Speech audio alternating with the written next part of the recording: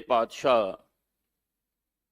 हालत पलट के राखे, राजान राज पानान भान, देवान देव उपमा महान।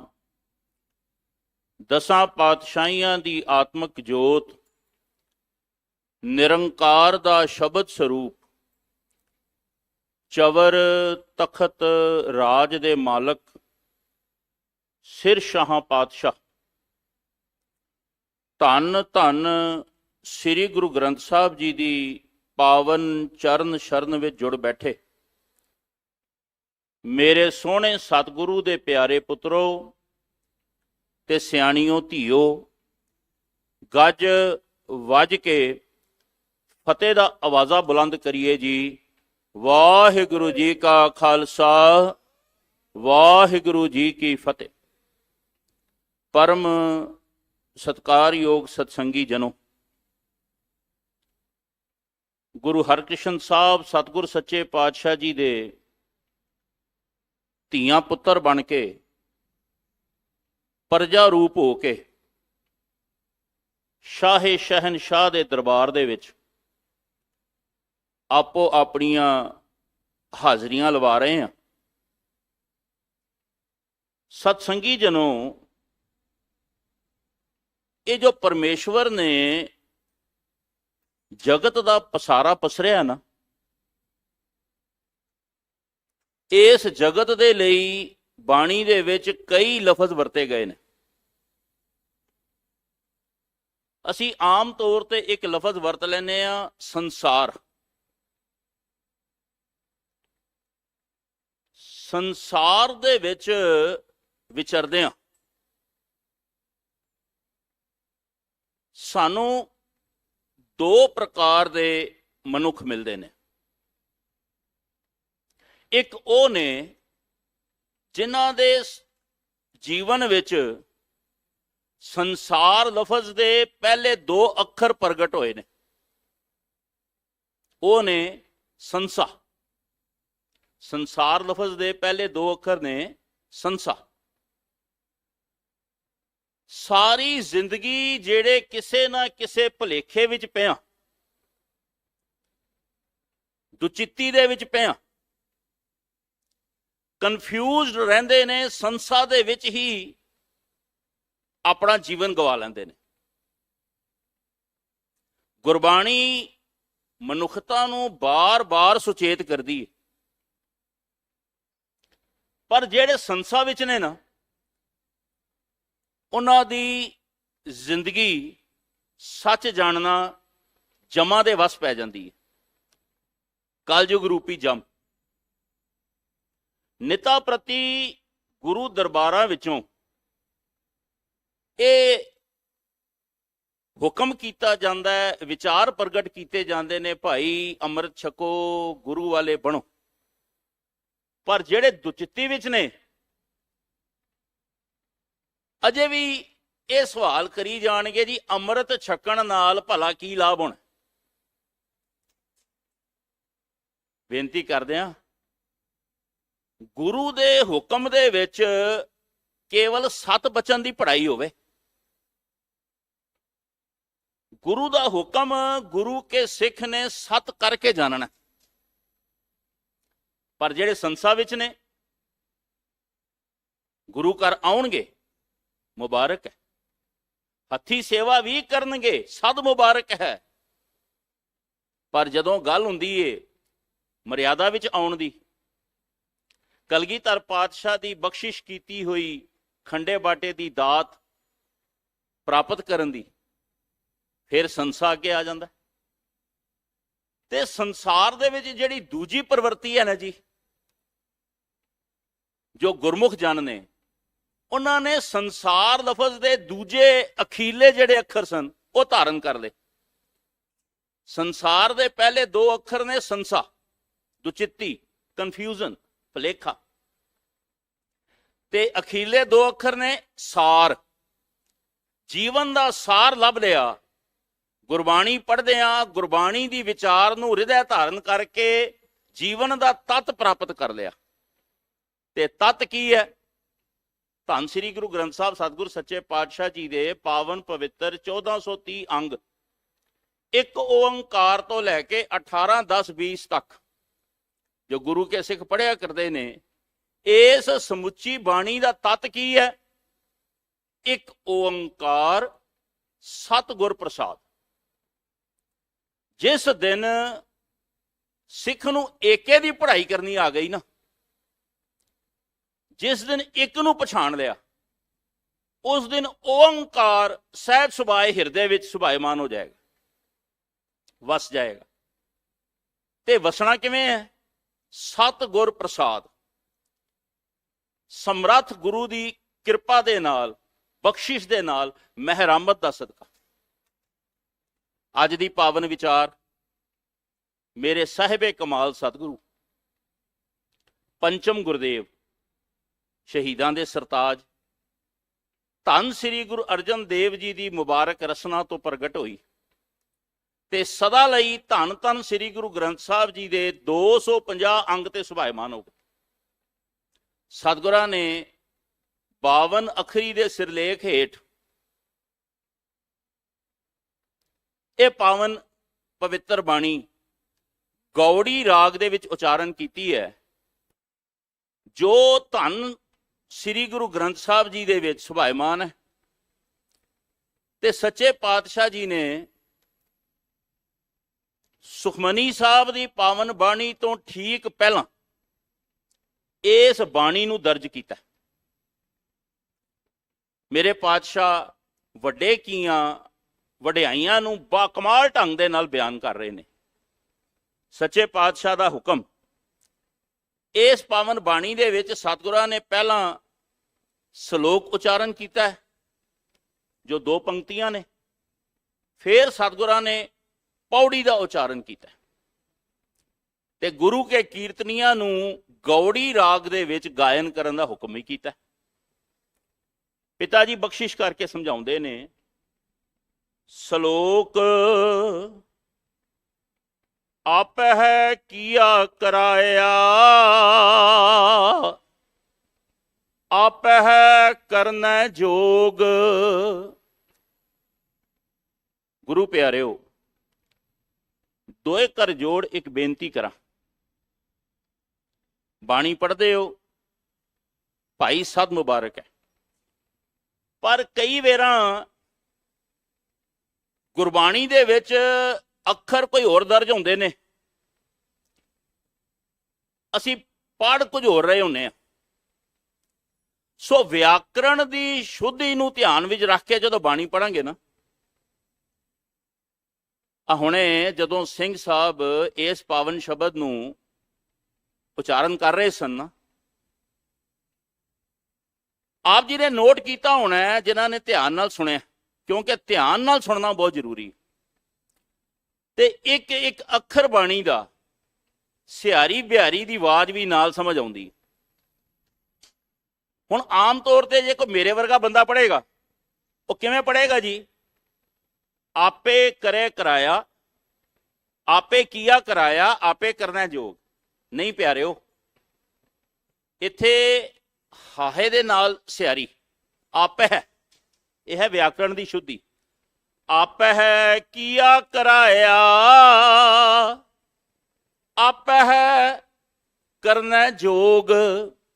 ਇਹ ਤਾਂ ਬੇਨਤੀ ਕੀਤੀ, ਕਈ ਵਾਰੀ ਅਸੀਂ ਆਪਹਿ ਨੂੰ ਆਪੇ ਪੜ੍ਹੀ ਜਾਂਦੇ ਹਾਂ। ਉਹ ਪਰਮੇਸ਼ਵਰ ਜਿਸ ਦੀ ਇਹ ਸਾਰੀ ਸ੍ਰਿਸ਼ਟੀ ਸਿਰਜਣਾ ਕੀਤੀ ਹੋਈ ਹੈ, ਜਿਸ ਨੇ ਆਪ ਇਹ ਕੁਦਰਤ ਦਾ ਖੇਡ ਰਚਿਆ, ਤੇ ਸੱਚ ਜਾਣਨਾ ਕੇਵਲ ਉਹ ਹੀ ਇਹ ਖੇਡ ਖੇਡਣ ਯੋਗ ਹੈ। ਉਹ ਸਮਰੱਥ ਹੈ, ਸਦਾ ਥਿਰ ਰਹਿਣ ਵਾਲਾ ਹੈ। ਆਪਹਿ ਕੀਆ ਕਰਾਇਆ, ਇਹ ਸਾਰੀ ਰਚਨਾ ਉਸ ਦੀ ਆਪਣੀ ਕੀਤੀ ਹੋਈ ਹੈ। ਆਪਹਿ ਕਰਨੈ ਜੋਗ, क्योंकि करण जोगा वही है। ना हम किया ना करेंगे, ना कर सके शरीर। भला बंदे दी की मजाल है। ਅੱਗੋਂ ਸਤਿਗੁਰੂ ਜੀ ਇਸ ਸ਼ਲੋਕ ਨੂੰ ਸੰਪੂਰਨ ਕਰਦੇ ਆ ਆਪਣੀ ਮੁਬਾਰਕ ਰਸਨਾ ਤੋਂ ਬਚਨ ਫਰਮਾਉਂਦੇ ਨੇ, ਨਾਨਕ ਏਕੋ ਰਵ ਰਹਿਆ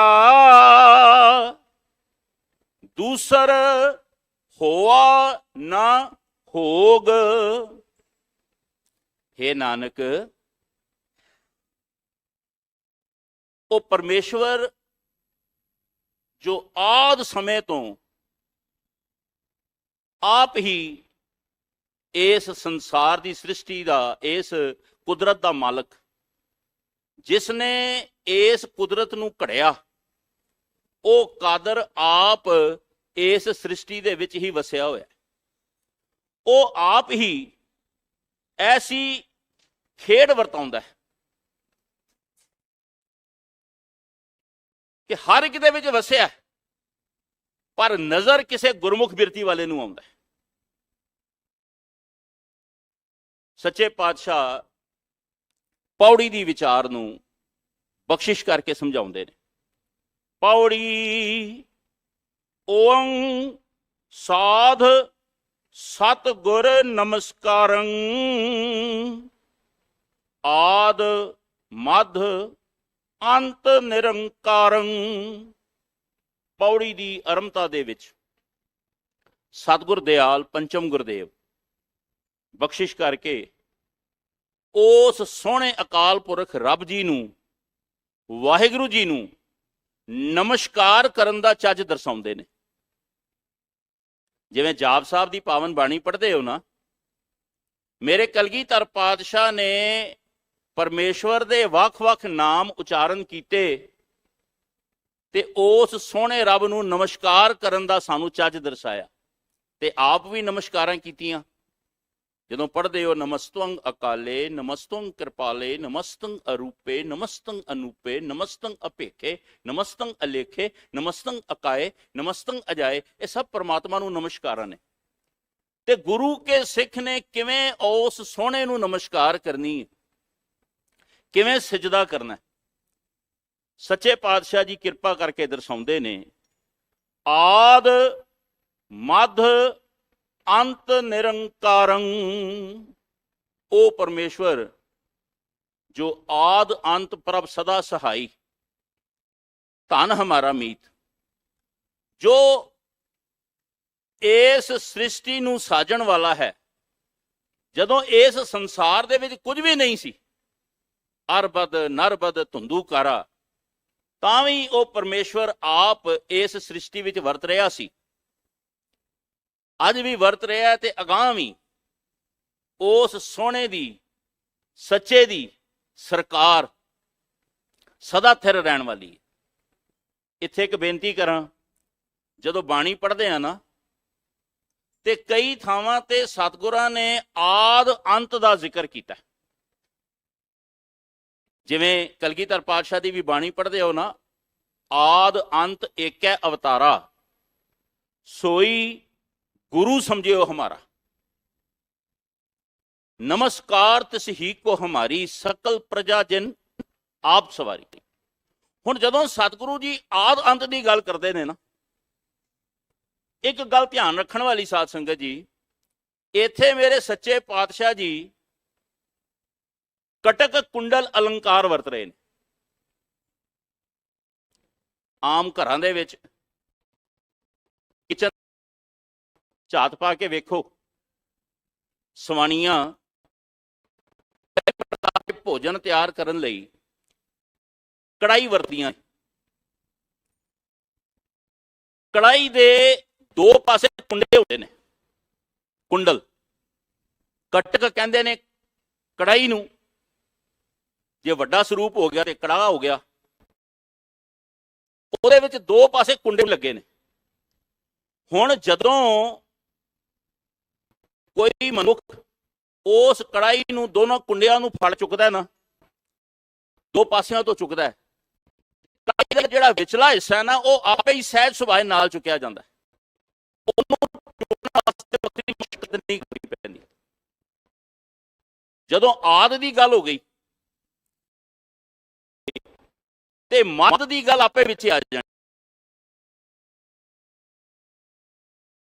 ਉਹਦੇ ਵਿੱਚ ਮੱਧ ਨਾਲ ਹੀ ਆਪ ਆ ਗਿਆ। ਇਹ ਹੈ ਕਟਕ ਕੁੰਡਲ। ਸਤਿਗੁਰਾਂ ਨੇ ਬਾਣੀ ਦੇ ਵਿੱਚ ਕਈ ਥਾਂ ਤੇ ਵਰਤਿਆ। ਇੱਥੇ ਮੇਰੇ ਪੰਚਮ ਗੁਰਦੇਵ ਸੱਚੇ ਪਾਤਸ਼ਾਹ ਇਹੋ ਬਚਨ ਫਰਮਾਉਂਦੇ ਨੇ, ਆਦ ਮੱਧ ਅੰਤ ਨਿਰੰਕਾਰੰ।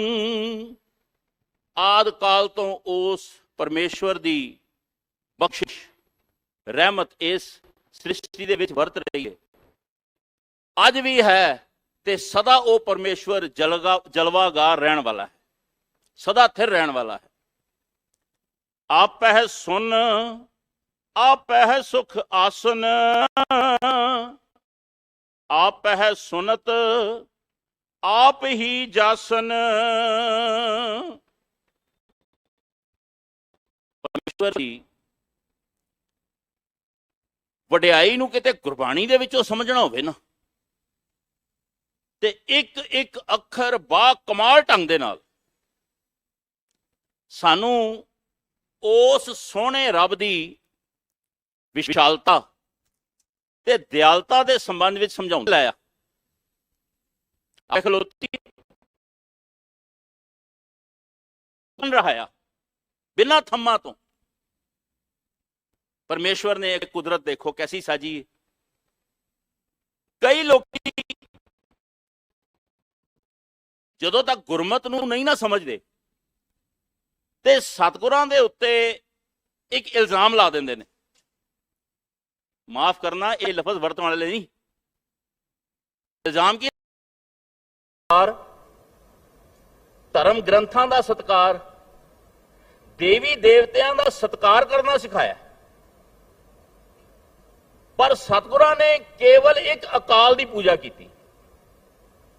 पूजा अकाल की, पर्चा शब्द का, दीदार खालसे का। सो निरंकार परमेश्वर की उस्तत कर दिया। मेरे रब जी का निज स्वरूप समर्थ गुरु धन गुरु अर्जन देव जी के मुबारक बचन, आद मद अंत निरंकारं,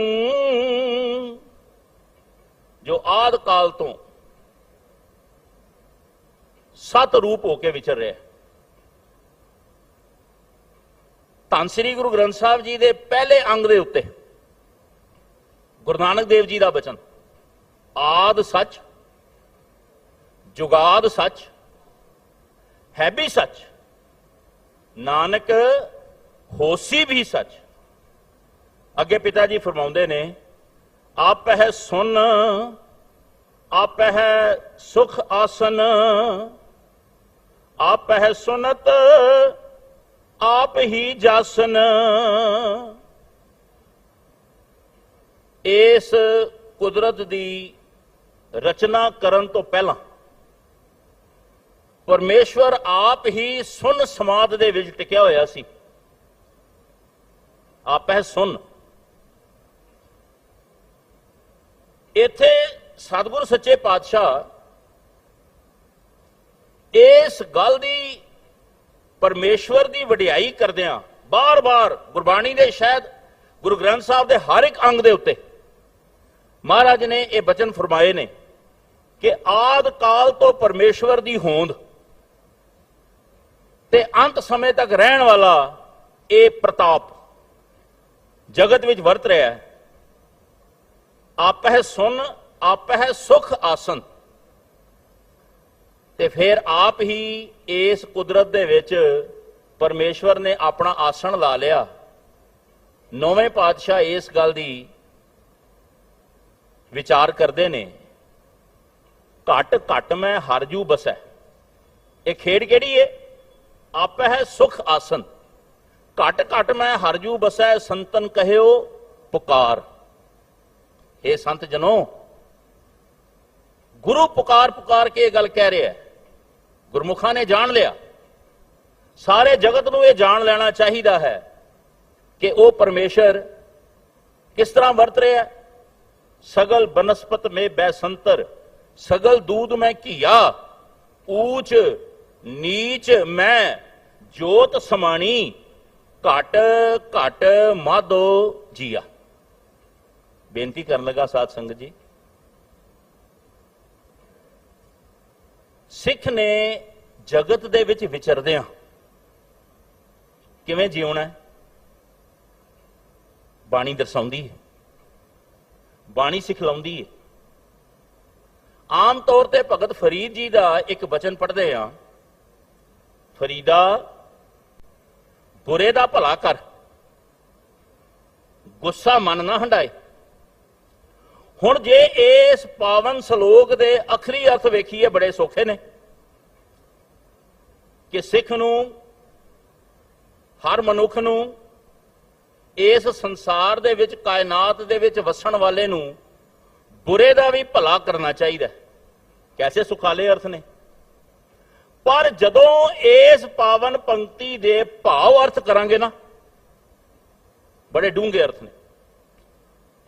ਹੁਣ ਜੇ ਸ਼ਬਦ ਅਰਥ ਸਮਝ ਰਹੇ ਆ, ਮੈਂ ਫਿਰ ਬੇਨਤੀ ਕਰਾਂ, ਸ਼ਬਦ ਅਰਥ ਬਿਲਕੁਲ ਠੀਕ ਨੇ, ਪਰ ਗੁਰਬਾਣੀ ਦੇ ਅਰਥ ਕਰਦੇ ਆ ਜਿੰਨੀ ਡੂੰਘੀ ਚੁੱਭੀ ਲਾਵਾਂਗੇ ਭਾਵਨਾ ਵਾਲੀ, ਅਰਥ ਕੁਝ ਹੋਰ ਆਉਣਗੇ ਸਾਹਮਣੇ।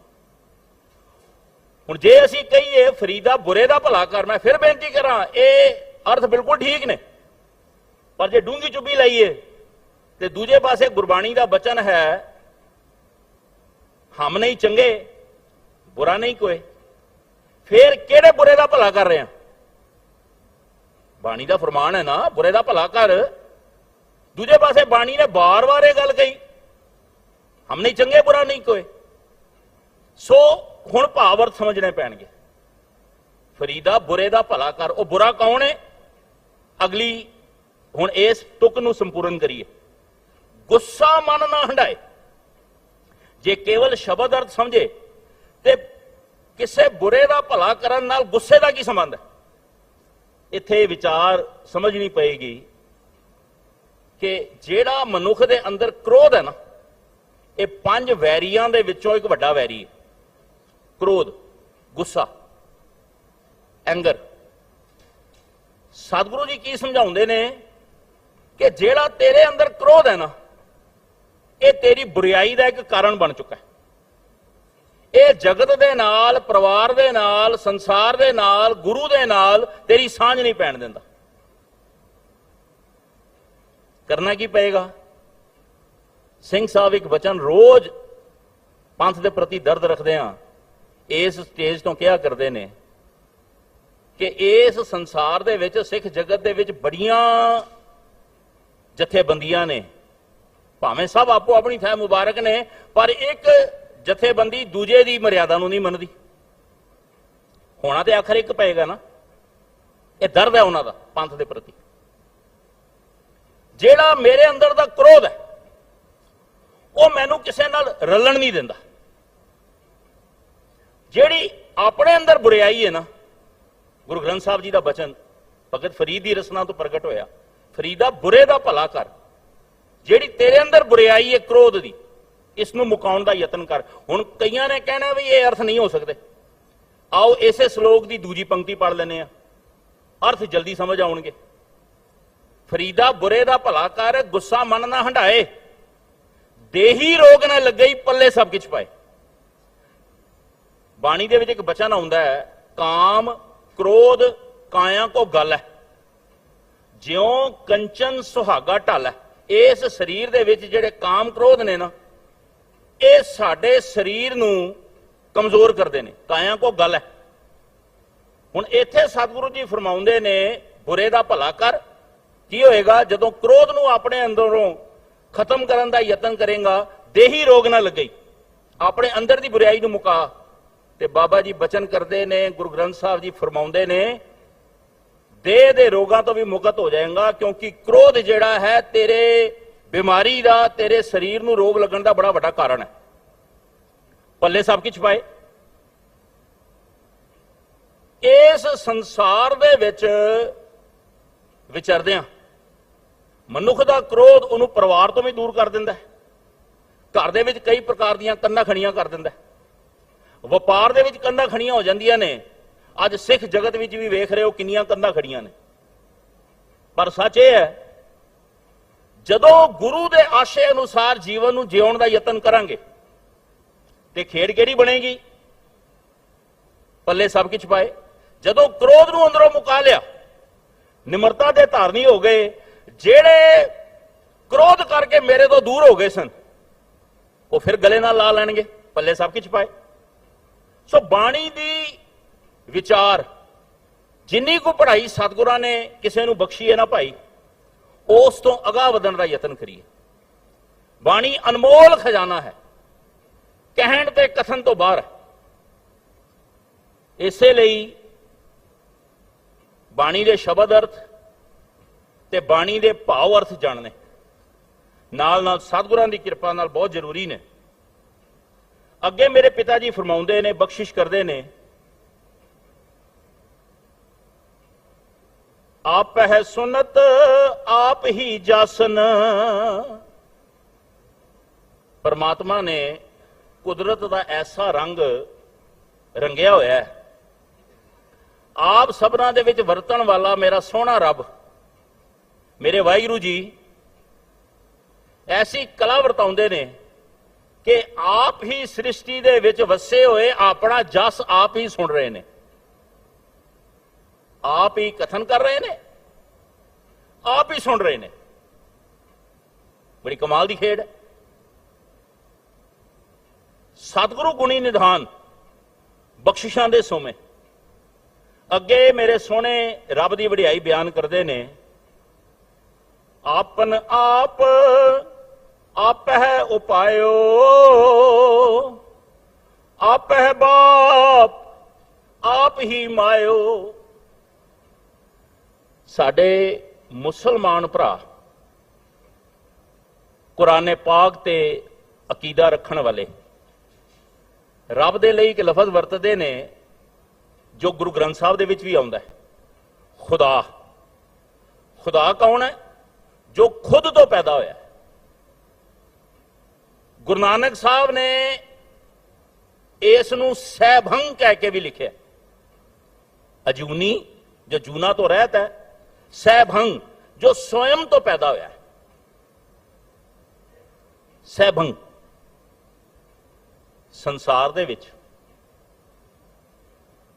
ਕਿਸੇ ਵੀ ਹਿੱਸੇ ਦੇ ਵਿੱਚ, ਕਿਸੇ ਵੀ ਮੁਲਕ ਦੇ ਵਿੱਚ ਜਦੋਂ ਕਿਸੇ ਬੱਚੇ ਦਾ ਜਨਮ ਹੁੰਦਾ ਨਾ ਜੀ,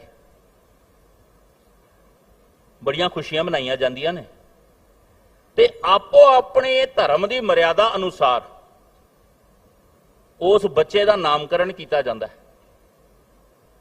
ਸਾਡੇ ਕ੍ਰਿਸਚਨ ਵੀਰਾਂ ਦਾ ਆਪਣਾ ਢੰਗ ਹੈ, ਹਿੰਦੂ ਵੀਰਾਂ ਦਾ, ਮੁਸਲਮਾਨ ਵੀਰਾਂ ਦਾ, ਜਾਂ ਹੋਰ ਜਿੰਨੇ ਵੀ ਧਰਮ ਨੇ, ਸਭ ਦਾ ਆਪੋ ਆਪਣਾ ਢੰਗ ਹੈ। ਸਿੱਖਾਂ ਦੀ ਵੀ ਮਰਿਆਦਾ ਹੈ। ਆਮ ਤੌਰ ਤੇ ਨਵ ਜੰਮੇ ਬੱਚੇ ਦਾ ਜਿਹੜਾ ਨਾਮ ਹੈ ਉਹ ਜਾਂ ਤਾਂ ਮਾਤਾ ਪਿਤਾ ਰੱਖਦੇ ਨੇ ਜਾਂ ਘਰ ਦੇ ਹੋਰ ਵੱਡੇ ਵਡੇਰੇ ਰੱਖਦੇ ਨੇ। ਸੰਸਾਰ ਦੇ ਵਿੱਚ ਕੇਵਲ ਇੱਕੋ ਐਸੀ ਹਸਤੀ ਹੋਈ ਹੈ ਜੀ ਜਿਸ ਦਾ ਨਾਂ ਉਹਦੇ ਮਾਤਾ ਪਿਤਾ ਨਹੀਂ ਰੱਖਦੇ, ਉਸ ਦਾ ਨਾਂ ਉਹਦੇ ਬੱਚੇ ਰੱਖਦੇ ਨੇ। ਉਹ ਕੌਣ ਹੈ ਜੀ? ਵਾਹਿਗੁਰੂ, ਪਰਮਾਤਮਾ। ਕਿਉਂਕਿ ਪਰਮਾਤਮਾ ਦਾ ਕੋਈ ਮਾਤਾ ਪਿਤਾ ਹੀ ਨਹੀਂ, ਉਹ ਆਪ ਹੀ ਜਗਤ ਨੂੰ ਪੈਦਾ ਕਰਨ ਵਾਲਾ ਹੈ, ਸ੍ਰਿਸ਼ਟੀ ਦਾ ਕਰਤਾ ਹੈ। ਭਲਾ ਉਹਦਾ ਨਾਂ ਕੌਣ ਰੱਖੇਗਾ? ਭਗਤ ਜਿਹੜੇ ਨੇ, ਗੁਰਮੁਖ ਜਨ, ਉਸ ਸੋਹਣੇ ਰੱਬ ਦੇ ਧੀਆਂ ਪੁੱਤਰ ਨੇ। ਰੱਬ ਦੇ ਜਿੰਨੇ ਵੀ ਨਾਂ ਨੇ, ਜੇ ਕਿਸੇ ਨੇ ਉਸ ਦਾ ਦਿਆਲਤਾ ਦਾ ਰੂਪ ਵੇਖਿਆ ਤੇ ਉਹਨੂੰ ਦਿਆਲ ਕਹਿ ਦਿੱਤਾ, ਜੇ ਕਿਸੇ ਨੇ ਕਿਰਪਾਲਤਾ ਦਾ ਰੂਪ ਵੇਖਿਆ ਤੇ ਕਿਰਪਾਲ ਕਹਿ ਦਿੱਤਾ। ਆਪੋ ਆਪਣੀ ਮਤ ਬੁੱਧ ਅਨੁਸਾਰ, ਆਪੋ ਆਪਣੀ ਬੋਲੀ ਢੰਗ ਦੇ ਅਨੁਸਾਰ, ਜੇ ਕਿਸੇ ਦੀ ਬੋਲੀ ਮਰਾਠਿਆਂ ਵਾਲੀ ਹੈ, ਉਹਨੇ ਬੀਠਲ ਕਹਿ ਦਿੱਤਾ, ਭਗਤ ਨਾਮਦੇਵ ਜੀ। ਜੇ ਯੂਪੀ ਦੇ ਇਲਾਕੇ ਦੇ ਵਿੱਚ ਭਗਤ ਪਿਆਰੇ ਦਾ ਆਗਮਨ ਹੋਇਆ, ਭਗਤ ਕਬੀਰ, ਭਗਤ ਰਵਿਦਾਸ, ਉਹਨਾਂ ਨੇ ਭਗਵਾਨ ਕਹਿ ਦਿੱਤਾ, ਅੰਗਰੇਜ਼ਾਂ ਨੇ ਗੋਡ ਕਹਿ ਦਿੱਤਾ। ਜਿੰਨੇ ਵੀ ਰੱਬ ਦੇ ਨਾਮ ਨੇ ਉਹ ਰੱਬ ਦੇ ਪੁੱਤਰਾਂ ਵੱਲੋਂ, ਭਗਤ ਪਿਆਰਿਆਂ ਵੱਲੋਂ ਰੱਖੇ ਗਏ ਨੇ। ਸਤਿਗੁਰੂ ਜੀ ਫਰਮਾਉਂਦੇ ਨੇ, ਆਪਨ ਆਪ आपह उपायो, आपह बाप आप ही मायो। पंचम गुरुदेव का बचन माझ राग दे विच, तू मेरा पिता, तू है मेरा माता, तू मेरा बंधप, तू मेरा भ्राता। आपे आप उपायो, आपे बाप आप ही मायो। वो सारे जगत जीवां दा माई बाप है। आपह सूखम आपह अस्थूला, लखी ना जाई नानक लीला। कदे सूक्ष्म रूप होके वरत रहा, कदे विराट रूप होके इस संसार दे जगत जीवां दा उद्धार कर रहा, कदे अपने भगत प्रहलाद दी रखिया खातर नरसिंह रूप होके अवतार धारदा। मेरे पिता गुरुदेव फरमाउंदे ने, लखी ना जाई नानक लीला। बेनती करा साध संगत जी, इस संसार दे विच जिहड़े त्रेते युग दे अवतार श्री रामचंद्र जी दे भगत ने ना, उन्हां दे अनुयायी ने, वो आम तौर ते दुसहरे तो कुछ दिहाड़े पहला श्री रामचंद्र दे जीवन दियां खेडां खेडदे ने, उन्होंने रामलीला कहा जाता है। जिहड़े द्वापर दे अवतार श्री कृष्ण जी दे अनुयायी ने, वो अपने इष्ट की खुशी लैन खातर रासलीला खेडते हैं। कोई रामलीला खेड रहा है, कोई रासलीला खेड रहा है, भाई उन्होंने मुबारक है। ते जेड़े राग दे धनी ने, राग नूं सुनन वाले ने, वो कई प्रकार दे राग लीले का भी आयोजन करते हैं। पर गुरु नानक दा जिहड़ा घर है ना, इत्थे रामलीला, रासलीला जां राग लीला नहीं, इत्थे किहड़ी लीला वरत रही है? राज लीला तेरे नाम बनाई, जोग बनया तेरा कीर्तन गाई, सर्व सुखां बने तेरे ओले, भरम के पर्दे सतगुर खोले। इत्थे राज लीला की खेड, ये सारा जगत परमेश्वर का राज है। ते आप वो सृष्टि रूप सिंघासन दे विच विराजमान होया, सारे जगत जीवां नूं वेख रहे। बाबा जी फरमाउंदे ने, लखी ना जाई नानक लीला। हे नानक, उस सोहने रब दियां एक करामातां, ये लीला जिहड़ी है ना, इनू बयान नहीं किया जा सकता। सिख ने केवल आनंदित होना है, कुदरत के हर रंग दे विचों सोहने रंग दे दीदार करके उस रब दे रंगां नूं वेखदिआं आनंद विच रहना। गुरु सवारिओ, दो कर जोड़ एक बेनती करन लगा।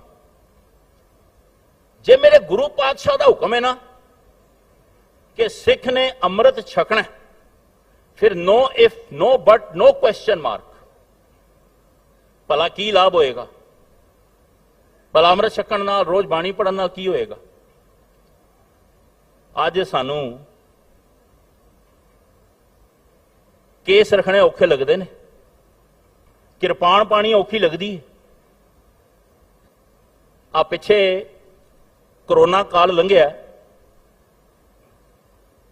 सारिਆਂ ਨੂੰ ਆਪੋ अपनी जान की परवाह पई सी। केवल अद्धे मिनट का सरकार का हुक्म जारी होया कि सारे जगत ने मास्क पाने ने, पै गया ना तुहाडे मूहां ते, अज तक भी पए हुए ने कईयां दे।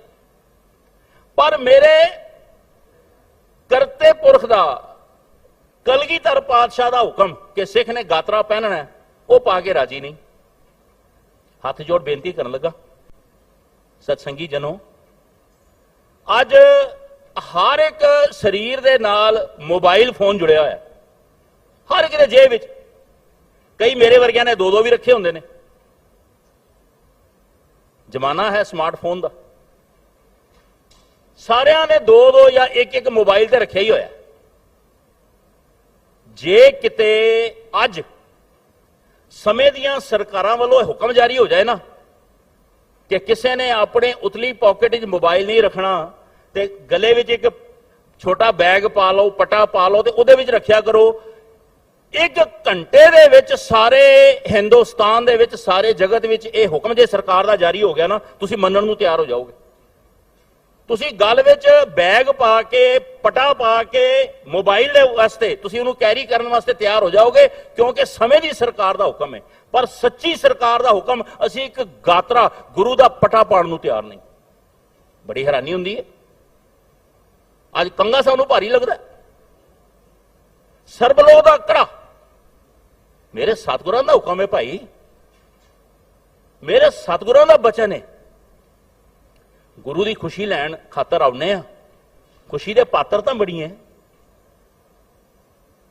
बार बार सतगुरां ने गुरमत की मर्यादा नूं धारण करन दा हुक्म कीता।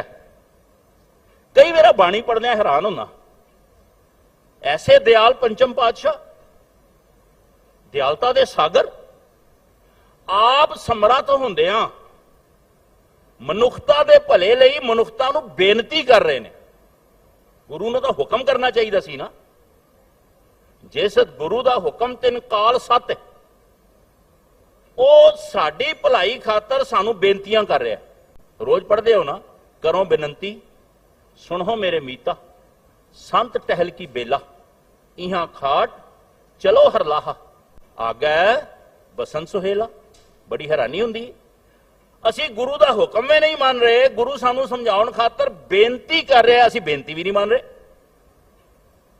ते फिर जो दुख आउंदा है, खब्बे सज्जे नूं भजने भाई।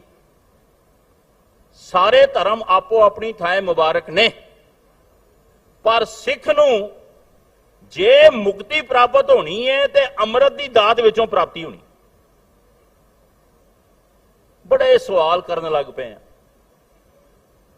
साडी सियाणप असी समझने भी इहदा कोई था नहीं, कोई अंत नहीं, पर गुरु की सियाणप दे अगे असी नतमस्तक होण नूं तैयार नहीं। गुरु साडी बांह फड़न नूं राजी है।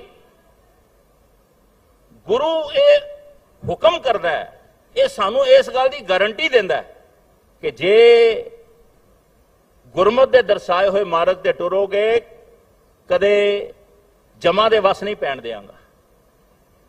पर असी तां गुरु तो बेमुख होए आप ही जम बन बैठे हैं। गुरु के सिखो, इस दस्तार का सत्कार करो, सीस ते दस्तार सजाया करो। आ सिर दे उत्ते पटके बन के 60-60, 70-70 साल की उम्र तक जे असी दस्तार नूं नहीं ना पछाणिया। इत्थे भाई साहब भाई गुरदास जी की एक वार चेते आ गई, जो भाई साहब ने हास रस दे विच उचारण की। पुरातन समयां दे विच आम तौर ते मनुख पैदल यात्रा करते होंदे सन। ਜਿਹੜੇ बहुत अमीर होंदे सन उन्हां कोल घोड़ियां हुंदियां सन जां होर सवारी दे साधन हुंदे सन। आम बंदा पैदल यात्रा करदा सी ते एक कोई गरीबड़ा अपने पिंड तो कोहां दूर किसी दूजे पिंड रिश्तेदारां नूं मिलन गया। कई दिनां दा समय लंघ गया। जदों वापस आ रहा सी ना अपने घर नूं ते राह दे विच उहनूं त्रेह लगी। गर्मियां दे दिहाड़े सन। उसने खूह दे विचों जल छकिया ते चित कर आया भी क्यों ना होवे ठंडे जल दे नाल इशनान भी कर लवां तां जे गर्मी तो निजात मिले ते अगला मेरा जिहड़ा सफर है सुखाला हो जाए। उसने खूह ते इशनान किया ते इशनान करके जदों बस्तर पाए ना, काली दे विच सिर ते पग धरनी भुल गया। घर नूं आया, सिर ते पग कोई नहीं, भुल गया। इशनान करने वेले पग लाई होनी है। भाई गुरदास जी जिक्र कर रहे ने, हास रस दे विच कविता उन्होंने ये वार उचारण की। जदों अपने पिंड आया ना ते पुरातन समयां दे विच जदों कोई बुरी खबर लैके जांदा सी ना, देखना दस्तार की कितनी कीमत है। जदों कोई बुरी खबर लैके किसी की मौत की खबर लैके एक पिंड तो दूजे पिंड जांदा सी ते नंगे सिर जांदा सी। पिंड वाले विचारे सिद्ध पदरे उन्होंने वेख्या बई फलाना सिंह नंगे सिर आया ते जरूर कोई बुरी खबर लैके आया, जरूर किसी की मौत हुई होनी। सत्संगियो, ਭੱਜ ਕੇ ਘਰਦਿਆਂ ਨੂੰ ਖਬਰ ਦਿੱਤੀ ਵੀ ਤੁਹਾਡਾ ਬਜ਼ੁਰਗ ਆਇਆ ਪਰ ਕੋਈ ਬੁਰੀ ਖਬਰ ਲੈ ਕੇ ਆਇਆ। ਘਰ ਦੀਆਂ ਤੀਵੀਆਂ ਸਾਦੀਆਂ ਹੁੰਦੀਆਂ ਸਨ, ਉਹਨਾਂ ਨੇ ਘਰ ਦੇ ਵਿੱਚ ਵੈਣ ਪਾਣੇ ਸ਼ੁਰੂ ਕਰਤੇ। ਜਦੋਂ ਪਿੰਡ ਦੀਆਂ ਗਲੀਆਂ ਵਿੱਚੋਂ ਹੁੰਦਾ ਹੋਇਆ ਉਹ ਬਜ਼ੁਰਗ ਆਪਣੇ ਘਰ ਪਹੁੰਚਿਆ, ਅੱਗੇ ਉਹਨੇ ਵੈਣ ਸੁਣੇ ਨਾ, ਤੇ ਉਹ ਵੀ ਭੋਲਾ ਸੀ। ਉਹਨੇ ਕਿਹਾ ਵੀ ਮੇਰੇ ਪਿੱਛੋਂ ਮੈਂ ਬੜੇ ਦਿਨਾਂ ਤੋਂ ਆਪਣੇ ਘਰੋਂ ਗਿਆ ਸਾਂ, ਕੋਈ ਨਾ ਕੋਈ ਚੜ੍ਹਾਈ ਕਰ ਗਿਆ। ਉਹਨੇ ਵੀ ਰੌਲਾ ਪਾਣਾ ਸ਼ੁਰੂ ਕਰਤਾ, ਸਾਰਾ ਪਿੰਡ ਇਕੱਠਾ ਹੋ ਗਿਆ। ਜਦੋਂ ਪਿੰਡ ਇਕੱਠਾ ਹੋਇਆ, ਹੁਣ ਪਤਾ ਨੂੰਹ ਨੂੰ ਵੀ ਨਹੀਂ ਤੇ ਪਤਾ ਧੀਆਂ ਨੂੰ ਵੀ ਨਹੀਂ, ਤੇ ਨਾ ਹੀ ਉਸ ਬਜ਼ੁਰਗ ਨੂੰ ਪਤਾ ਵੀ ਹੋਇਆ ਕੀ। ਪਿੰਡ ਇਕੱਠਾ ਹੋ ਗਿਆ, ਉਹਨਾਂ ਵੀ ਰੌਲਾ ਪਾਤਾ। ਤੇ ਜਿਹੜੀ ਨਾਇਣ ਸੀ ਨਾ, ਜਿਹੜੇ ਬਜ਼ੁਰਗ ਨੇ ਜਾਣਦੇ ਨੇ, ਅੱਗੇ ਪੁਰਾਣੇ ਸਮਿਆਂ ਵਿੱਚ ਨਾਈ ਰਿਸ਼ਤਾ ਲੈ ਕੇ ਜਾਂਦੇ ਹੁੰਦੇ ਸਨ। ਨਾਈ ਦਾ ਕੰਮ ਇਹ ਨਹੀਂ ਸਿਰਫ ਕਿ ਜਿਹੜੇ ਕਿਸੇ ਦੇ ਕੇਸਾਂ ਨੂੰ ਜਾਂ ਜਿਹੜੇ ਕੇਵਲ ਉਸਤਰੇ ਦਾ ਕੰਮ ਕਰਦੇ ਨੇ, ਨਾਈ ਹੁੰਦੇ ਸਨ, ਰਿਸ਼ਤੇ ਲੈ ਕੇ ਜਾਂਦੇ ਸਨ। ਤੇ ਨਾਇਣ ਜਿਹੜੀ ਸੀ ਉਹ ਖੁਸ਼ੀ ਦੇ ਸਮੇਂ ਕਈ ਪ੍ਰਕਾਰ ਦੇ ਖੁਸ਼ੀ ਦੇ ਗੀਤ ਗਾਉਂਦੀ ਸੀ ਤੇ ਗਮੀ ਦੇ ਸਮੇਂ ਸਿਆਪੇ ਕਰਦੀ ਸੀ। ਪੁਰਾਤਨ ਸਮੇਂ ਸਨ। ਤੇ ਜਦੋਂ ਨਾਇਣ ਨੇ ਪੁੱਛਿਆ ਘਰ ਦੀਆਂ ਬੀਬੀਆਂ ਨੂੰ ਬਈ ਮਰਿਆ ਕੌਣ ਹੈ, ਕਿਹਦੇ ਨਾਂ ਦੀਆਂ ਅਲਾਣੀਆਂ ਪਾਵਾਂ, ਤੇ ਉਹ ਕਹਿਣਗੇ ਜੀ ਸਹੁਰੇ ਤੋਂ ਪੁੱਛੇ। ਸਹੁਰੇ ਨੂੰ ਪੁੱਛਿਆ ਤੇ ਕਹਿੰਦਾ ਵੀ ਮੈਨੂੰ ਤੇ ਪਤਾ ਨਹੀਂ, ਮੈਂ ਤੇ ਘਰ ਆਇਆ ਤੇ ਇਹ ਕੁਝ ਵੇਖਿਆ। ਤੇ ਭਾਈ ਗੁਰਦਾਸ ਜੀ ਨੇ ਇਹਨੂੰ ਕਿਵੇਂ ਅੰਕਿਤ ਕੀਤਾ। ਦਸਤਾਰ ਦੀ ਮਹੱਤਤਾ ਨੂੰ ਭਾਈ ਗੁਰਦਾਸ ਜੀ ਦੱਸ ਰਹੇ ਨੇ ਕਿ ਜੇ ਸੀਸ ਤੇ ਪੱਗ ਨਹੀਂ ਸੀ ਹੁੰਦੀ ਤੇ ਘਰ ਦਾ, ਪਿੰਡ ਦਾ ਮਾਹੌਲ ਕੀ ਹੁੰਦਾ ਸੀ, ਸਮਾਜ ਦਾ ਮਾਹੌਲ ਕੀ ਹੁੰਦਾ ਸੀ। ਭਾਈ ਸਾਹਿਬ ਫਰਮਾਉਂਦੇ ਨੇ, ਭਾਈ ਸਾਹਿਬ ਦੀ ਵਾਰ ਹੈ, ਠੰਡੇ ਖੂਹੋਂ ਨਹਾਏ ਕੇ ਪੱਗ ਵਿਸਾਰ ਆਇਆ ਸਿਰ ਨੰਗੇ, ਘਰ ਵਿੱਚ ਰੰਨਾ ਕਮਲੀਆਂ ਤੁਸੀਂ ਲੀਤੀ ਦੇਖ ਕੁਟੰਗੇ, ਰੰਨਾ ਦੇਖ ਪਿਟੰਦੀਆਂ ਧਾਏ ਮਾਰੇ ਹੋਏ ਨਿਸੰਗੇ। ਘਰ ਦੇ ਵਿੱਚ ਔਰਤਾਂ ਨੂੰ ਰੋਂਦਿਆਂ ਵੇਖ ਕੇ ਉਹ ਵੀ ਪਿੱਟਣ ਲੱਗ ਪਿਆ। ਧਾਏ ਮਾਰੇ ਹੋਏ ਨਿਸੰਗੇ, ਧਾਈਆਂ ਮਾਰਨ ਲੱਗ ਪਿਆ। ਲੋਕ ਸਿਆਪੇ ਆਇਆ, ਪਿੰਡਾਂ ਵਾਲੇ ਆ ਗਏ। ਲੋਕ ਸਿਆਪੇ ਆਇਆ ਰੰਨਾ ਪੁਰਸ਼ ਜੁੜੇ ਲੈ ਪੰਗੇ, ਨਾਇਣ ਪੁੱਛਦੀ ਪਿੱਟਦੀਆਂ ਕਿਸ ਦੇ ਨਾਏ ਅਲਾਣੀ ਅੰਗੇ। ਅਗੋਂ ਨੂੰ ਕਹਿੰਦੀ ਏ ਸਸੁਰੇ ਪੁੱਛੋ ਜਾਏ ਕਿ ਕੌਣ ਮੂਆ ਨੂੰ ਉੱਤਰ ਮੰਗੇ। ਤੇ ਅਖੀਰ ਦੇ ਵਿੱਚ ਇਸ ਵਾਰ ਨੂੰ ਸੰਕੋਚਦਿਆਂ ਭਾਈ ਸਾਹਿਬ ਜੀ ਬਚਨ ਕਰਦੇ ਨੇ, ਕਾਵਾਂ ਰੌਲੀ ਮੂਰਖ ਸੰਗੇ। ਇੱਕ ਬੰਦੇ ਦੀ ਮੂਰਖਤਾ ਕਰਕੇ ਜਿਹਨੇ ਸੀਸ ਤੇ ਪੱਗ ਨਹੀਂ ਸੀ ਬੰਨੀ, ਕਹਿੰਦੇ ਸਾਰੇ ਪਿੰਡ ਦੇ ਵਿੱਚ ਕਾਵਾਂ ਰੌਲੀ ਪੈ ਗਈ।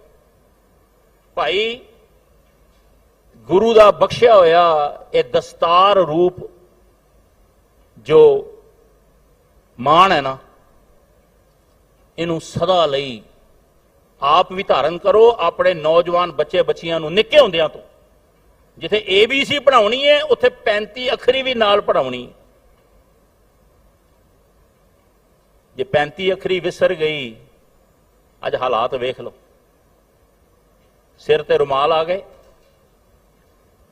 ਪਰਨੇ ਆ ਗਏ, ਮਾਫ ਕਰਨਾ ਅਸੀਂ ਸਿਰ ਤੇ ਜਰਾਬਾਂ ਪਾਣ ਲੱਗ ਪਏ। ਜਿਹੜੀਆਂ ਪੈਰਾਂ 'ਚ ਪਾਣੀਆਂ ਸਨ ਉਹ ਇੱਕੋ ਕਪੜਾ ਜਿਹੜਾ ਸਿਰ ਤੇ ਪਾ ਲੈਂਦੇ ਆ, ਸੋਚਦੇ ਆ ਇਹ ਦਸਤਾਰ ਦਾ ਆਪਣਾ ਰੋਬ ਹੈ, ਦਸਤਾਰ ਦੀ ਆਪਣੀ ਖੇਡ ਹੈ। ਸੋ ਗੁਰੂ ਸਾਹਿਬ ਕਿਰਪਾ ਕਰਨ ਕਿਤੇ ਸਾਨੂੰ ਆਪਣੀ ਪੁਰਾਤਨ ਮਰਿਆਦਾ ਨੂੰ ਸੰਭਾਲਣ ਦਾ ਚੱਜ ਆ ਜਾਵੇ, ਤਾਂ ਜੇ ਆਪਣੇ ਬੱਚਿਆਂ ਨੂੰ, ਆਪਣੀ ਨੈਕਸਟ ਜਨਰੇਸ਼ਨ ਨੂੰ ਅਸੀਂ ਇਹ ਚੱਜ ਆਪ ਸਿਖਾ ਕੇ ਜਾਈਏ। ਮਤ ਉਮੀਦ ਕਰਨਾ ਕਿ ਮੈਂ ਤਾਂ ਆਪਣੀ ਮਰਜ਼ੀ ਨਾਲ ਜੀਵਨ ਜੀ ਲਿਆ, ਮੇਰੇ ਬੱਚੇ ਗੁਰਸਿੱਖ ਬਣਨਗੇ।